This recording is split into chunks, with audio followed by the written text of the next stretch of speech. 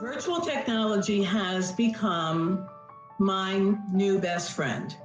So it has enabled me to stay in contact with friends, with family, and business contacts. Connecting with family and friends with more technology has been different, and it's got me more involved in social media to stay on top of where people are and what they're doing. So staying connected is the big thing for basically so you don't get depressed and that you realize there are people out there that care for you and that you care for them.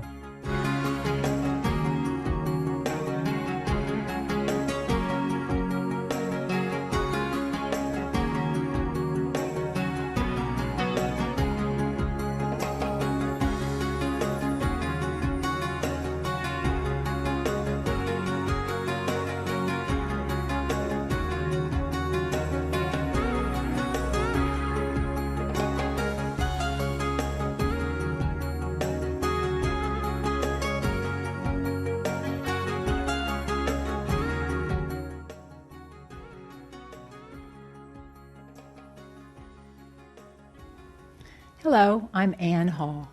Welcome to Mature Living. In our last episode, we explored how county residents are building interesting and fun social networks during retirement. These groups focus on everything from the arts to genealogy and even sports. Often, members of these groups become good friends who, over the years, provide significant support to one another.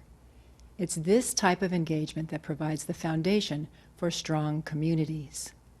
Shortly after we taped our most recent episode, the coronavirus hit, and along with it came social distancing. You'll notice that our set is different. That's because we're taping this program in May 2020, and we are continuing to comply with social distancing protocols. In this episode, we'll take another look at community and explore how we are addressing the problem of social isolation during a time of social distancing. Social isolation, of course, is not a new problem for people sidelined by illness or injury. It is, however, the first time we've all tackled it at the same time. Our first guest is Jackie Rich, the technology instructor with the Department of Neighborhood and Community Services. Jackie will discuss how our senior centers are using technology to keep members active and engaged from their homes. Welcome, Jackie. Hi, how are you? First, give us a little background on the county's senior centers. What's their mission and what kinds of activities do you provide? Fairfax County has 14 senior centers, and we're recreation centers where adults can come together and take exercise classes, pursue hobbies, and most importantly, make friends. Now tell us about your job as a senior center's information technology instructor. What kinds of things do you teach? We are so lucky. At all of our senior centers, we have computers available for all of our members, and we teach everything you can imagine on the computer. We have some very tech-savvy folks in our county, and we're so lucky. Of course, we always welcome the beginners, people that just want to log on to the internet and maybe set up an email account. But we have got people that are very concerned about Facebook privacy settings and internet security. They're also very curious about photo storage and uploading photos online and how to get them back once they are uploaded online. So we do quite a bit of iCloud classes. We also have people writing their own autobiographies, as well as people that are using their own family photos to make movies. So we get a very wide range. It's very exciting in our computer labs. That's wonderful. So I understand that the original model for a virtual senior center was developed by a group in New York. Currently, several communities throughout the country has followed suit. So can you tell us more about this? Yes, about 10 years ago, Self-Help partnered up with Microsoft, and they decided to develop online classes for seniors. And that's when the very first virtual senior center was born. And it's been very exciting, and they've had a lot of growth since then. So I understand that the county's own virtual senior center initiative recently went online.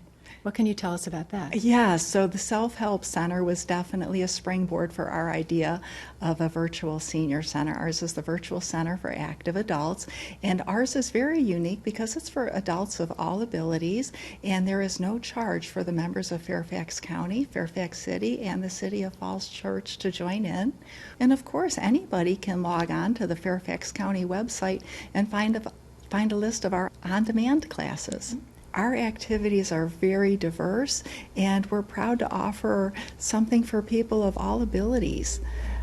We have everything from art classes to exercise classes and even some music classes coming online. Jackie, what are some of the most popular programs and classes that you offer? Definitely our exercise classes are the most popular. Last week we had 90 people log on to a Zumba class. Our interactive classes are using the Zoom format, and we have a wide offering of on-demand classes which can be accessed at any time. It'll be interesting to see what happens after the quarantine's lifted. Yes, it will. I predict a lot of those people will continue to access the classes virtually. I hope they will, because they will continue to expand. And of course, we want people to come back to the senior centers and be around their friends. But it's nice to have the option to take the classes online as well. Mm-hmm. So walk us through how you access the program. The easiest way is to go to the Fairfax County website. It's fairfaxcounty.gov, and just do a search for virtual activities, and it'll drop you right to the page. Sounds great. Sounds easy. It is. So will the virtual program continue to develop after the social distancing restrictions? Yes, absolutely. We really miss having our seniors at the center, and we're really looking forward to having them all back. But I think we've all discovered that there is very much a niche for online programming, and we hope to see it continue to grow. So how can people find out more about the virtual programs and as well as the senior centers and programs in general? We have got a great communications team and IT department in the county, and they are very good about keeping the Fairfax County website up to date and secure. People are welcome to log on to the website, but also just because the senior centers are closed to the members, we do have staff working Monday through Friday from 8 until 4, and people are welcome to call in and ask questions. Great. So are there other county efforts that offer virtual programming? For example, the Commission on Aging virtual meetings or everyday yoga? Yes, well, of course, Channel 16 is a wonderful venue for adults to watch online programming and exercise classes. And we also have a caregivers webinar online every Tuesday and Thursday where we bring in guest speakers, and it's geared just for the caretakers. So, Jackie, what do you think will happen once the restrictions are lifted? Well, we are certainly looking forward to having everybody back at the center, but I'm really hoping that we continue with our online programming. One of the very pleasant surprises that have come out of this are watching the friendships that have formed through the different classes. People have gotten to meet each other with similar interests, and they go to different centers, and they wouldn't have had the opportunity without the virtual senior center. And we're certainly hoping that that can continue so these friendships can continue to develop and they can still have those relationships. Great. Are there other benefits that you see from this virtual format? Yes, 100%. People are able to share their stories, they're able to laugh together, and just exercise and know that we're all in this together and we're all looking to move forward and we're going to get through this together. Jackie, do you have any last thoughts that you'd like to share with us? You know, I just wanted to add that we are all so lucky to live in a county that has leadership that supports this initiative. And we do know this is a very confusing and scary time for everybody. And I would encourage anybody, seniors or anybody else in the population, if you need help, please reach out to the county because we are here to support you. And we will get through this together. Jackie, thank you so much for coming in today and sharing all this important information. Thank you, Ann. Later in the show, we'll learn about how the county's 12 villages have responded to social distancing. We've covered the villages in past Mature Living shows, but for those who are new to this concept, villages are neighborhood groups organized to provide assistance to each other. Before exploring the villages, however, Mature Living producer Fran spoke to a few community members who you may recognize from past episodes of Mature Living. They will share how they stay socially engaged during this time of social distancing and what they've learned from all of this. We'll be right back.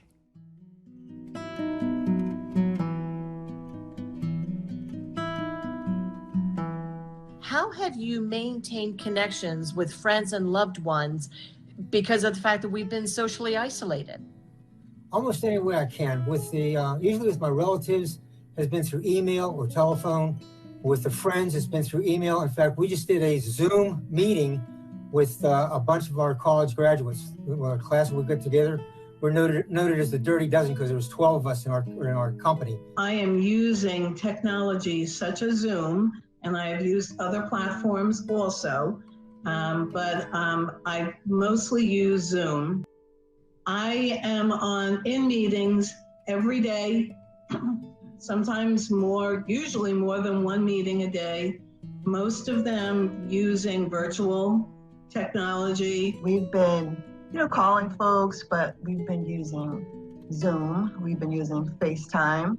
I haven't Skyped yet, but I've got an invitation, so I'll be doing Skype soon. So just trying to use all the tools, technology that's available to stay in touch and, to be able to see people. Prior to the pandemic, I guess you'd say in late February, I didn't have a computer. I had never had a computer. And my daughter recommended that I get one so that she could come down and visit, and she'll need Wi-Fi to go ahead and work. And I got an iPad, and the rest is history, and I love it. Zoom coming into the picture, I have to say that has made the greatest difference, because it isn't only for meetings, formal meetings in the workplace or, our volunteer duties. It's been our groups, the social groups that we met face to face. Do you think that you'll continue using the virtual technology to augment the face-to-face that we're so looking forward to having? If the situations arises, my first choice would always be the face-to-face. I think I will to do FaceTime with my granddaughter. There are things that I will hold on to communicating with friends and family, but much less so than what I would think that most people do, is that they look a lot of screen time for, television kind of things that I'm not really interested in. I think the younger generation, I think they've already been on it, and I think they'll continue to be on it. Us older folks, probably not so much. For me, I'm speaking for myself, not so much, but I just don't have the time to sit around and tinker with the social platform. I just rather text and say my speech and keep moving. For me, I might.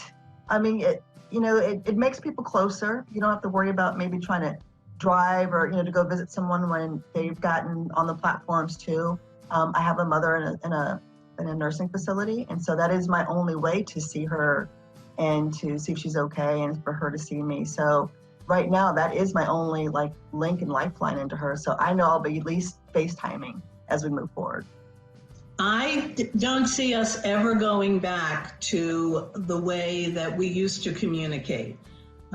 We will always have in-person meetings, but in the future, I believe we will always have virtual meetings. I still like the personal contact, the one-on-one, but the Zoom is coming up really good. It's different. In fact, I think what AARP is planning on doing is we're going to continue both as the pandemic lifts and we're able to do our personal presentations. We're going to do our in-person presentations, and we're also going to have the option to have the customers do Zoom presentations if they'd like to. Would you classify this whole situation in something that we're actually doing right now? Is it sort of we've made lemonade out of the lemons that we've been dealt as a result of this pandemic? I think, quite honestly, people by nature try to make the best of any situation. And whether it's an age thing, because, they always say with age comes wisdom, compared to the younger. But you come to realize that no matter what kind of situation life throws you, you try to look at the best of it, the silver lining, as you will. And if nothing else, as we talked earlier, I would not have thought of embracing the Zoom as a way of getting together as I do now. Because of our being forced to use technology, we now have volunteers who live in Reston who will be able to tutor a child in Alexandria. So even our people who don't want to go back into the classroom because of health reasons will be able to tutor. So this will expand our service possibilities. And also with family. I can see I have a new grandchild coming along the way. I can see seeing that baby every day. So everything will be different from now on. This is a new way of communicating. Tell me about the importance of continuing to stay connected and where virtual technologies come into play and all that. Oh, it's most important. You have to stay connected with, like you said, your loved ones, your family, your friends, other associates. You have to do that to, one, avoid any type of depression so that you don't feel alone anymore. You are connected. There are other people out there doing the same thing that you're doing, have the same problems that you have, and how they get over those problems. What can they do about it? And this is what you can learn from other people. So staying connected is the big thing for basically so you don't get depressed, and that you realize there are people out there that care for you and that you care for them. Social isolation has made us not do our usual routines. The only thing routine is being able to go shopping. The thing is, it's every week or every 2 weeks. It's not an everyday thing like some people have done just to get out of the house and get social. So the people in the community, everybody's voice, I can't wait to get back to normal. I can't wait to get to the meetings in the same place. The people that I hear have verbalized that they've had the most difficulty are the ones who live alone in a house or a unit and don't have any other living creature with them, not even a dog or a cat. Having that other living being with them helps to console them and make them not feel quite so alone. So I think the importance of the telephone calls to people who might be in that situation, and just for yourself, even if you do have a cat or a dog, to just relate to another person with that phone call is an important thing. Sure, these tools make the world a much smaller place, and we can just connect with people anywhere, anytime, really. So absolutely. Location should not dictate communication.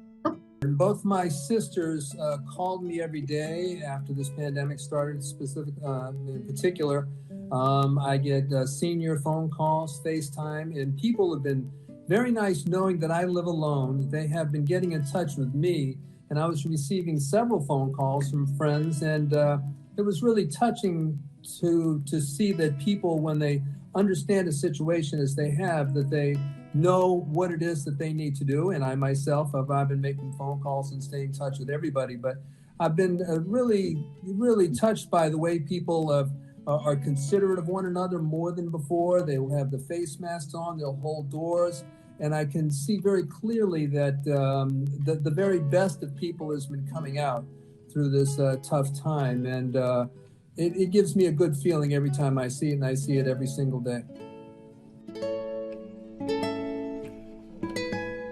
Welcome back. In the first part of today's show, we talked with Jackie Rich from the Department of Neighborhood and Community Services about the county's efforts to provide virtual activities and engagement opportunities for seniors. Now, we'll explore how the county's village programs are adapting to changes brought about by the coronavirus pandemic. Joining me is Rhiannon Duck, the Village and Special Projects Coordinator for Fairfax County. Welcome, Rhiannon. Thank you for joining us today. Thank you for having me. Can you give us some background information on the villages and where did they come from? Where did the idea come from? How they became organized in the county? Well, back in 2002, in Beacon Hill, Boston, neighbors got together and designed what is going to be the first village. And 20 years later, in 2007, the first village started in Alexandria, Virginia, called Mount Vernon at Home. So slowly from there, the idea started to take root, and now there are 12 villages throughout Fairfax County. Is that great? Tell us about the county villages. How do they operate? What kinds of services do you offer people? Well, one of my villagers, as they like to call themselves, says, if you've seen a village, you've seen a village. So they're each very unique, and they kind of take on the flavor and the culture of their neighborhood. So the four basic models are an all-volunteer model, a concierge model, a virtual model, and a combination of those efforts, and then any combination of the above. So what are the differences between them? Well, an all-volunteer model, all of the villagers are volunteers from their neighborhood. Mm-hmm. A concierge model, there's a paid staff and there's membership dues. A virtual model is kind of like Nextdoor, what you see happening on Nextdoor, where you can find babysitting services or look for a lost cat. And the combination of all of them is where you kind of have the village works as like the spoke of the wheel and connects neighbors and residents to all of the different services that they can get to either virtually or within the community. Interesting. So describe a typical village volunteer and a typical service recipient. So most villagers are later in age, are older adults, and the services that are provided by the village help the older adults live well and age well in their communities. So and a service would be maybe a ride to a doctor's appointment, and a neighbor would be able to do that, take you to up the street to go to the doctor if you need to, or maybe a caring call if you've had surgery and you know your next door neighbor knows you've had surgery and she calls to check in on you. I think the heart of the matter is to have a relationship with your neighbors so that you care for one another and you're looking out for each other. That's great. So what does being part of a village mean to the villagers, and have you and your staff, what have you heard? Well, that's really the heart of the matter, is looking out for one another and having these great relationships so that if you need a little extra help, you don't feel like it's a big burden to call and ask. It's your friend. You know you can count on her. So most recently, a village out in Lorton, Spring Hill Village community, one of their village members had her 75th birthday, and so in these social distancing times, they did a birthday parade where everybody got in their car and drove by her house and honked their horns and beeped, and they had banners and balloons, and everyone was in their car socially distanced, and she was so happy, I think she might have cried. Oh, that's lovely. Can you provide some other examples of the villages and how they responded to the coronavirus and social distancing? Herndon Village Network worked, actually had put together a plan in advance of the pandemic in preparation for winter weather. If the senior center is closed for winter weather, some of the adults don't get their lunches and they count on that. Oh, right. So the village got together and did grocery shopping to provide staple items for the older adults. What ended up happening, we didn't get any snow this last winter, but what we did get was the pandemic. So the Herndon Village was ready to roll. They had groceries on hand and delivered groceries to their villagers in need. And they got together a second time and did it all again and went grocery shopping and delivered grocery items to villagers that might need it, either because they couldn't go grocery shopping or because maybe they had some challenges affording it, but they were able to give, and it was well received. That's wonderful. So what other things have you seen that are the outgrowth of the challenges of this unprecedented time? So many things have happened. I think my villagers are much more comfortable Zooming than they ever were before. We all are. They're trying to do online exercise classes together. They're making use of what the senior centers are offering virtually. They share tips and trades. They're talking on the phone more. I hear a lot of stories where they were talking to their neighbors for several hours on the phone, trading recipes. They're continuing to do their caring calls, checking in with one another. If someone recently someone had an elective surgery and the neighborhood came together and dropped dishes off at the doorstep. So they've evolved into what is social distancing now and how they can continue to interact with one another, but keeping at a safe distance. Very good. So how can people find out if a village serves their region? And also, how does the county offer information about how to establish a village? You can contact the county website just go to the county webpage and search village. You'll come to our webpage. It's under the health departments. And then the number to reach me is also there, 703-246-8962. And that'll connect you with the village as well. You can email us or call us, and I will return the call and get back to you. During these COVID times, we designed a toolkit that sends you a lot of the materials that typically I would come out and give a presentation on, that now you can access virtually. And if you you scroll through the materials and go through them. If you have any questions, I can connect with you virtually by any one of the lovely ways we have nowadays. Great. So I understand that the county, in response to the coronavirus, started a grocery shopping service. So tell us about that, and is it still in place? Yes, it is in place. It's just a week and a half old. So we just began the program. If you are an older adult over 60, if you're medically vulnerable or have a disability, you can call the county and we will connect you with a volunteer that can do your grocery shopping and or prescription pharmacy pickups.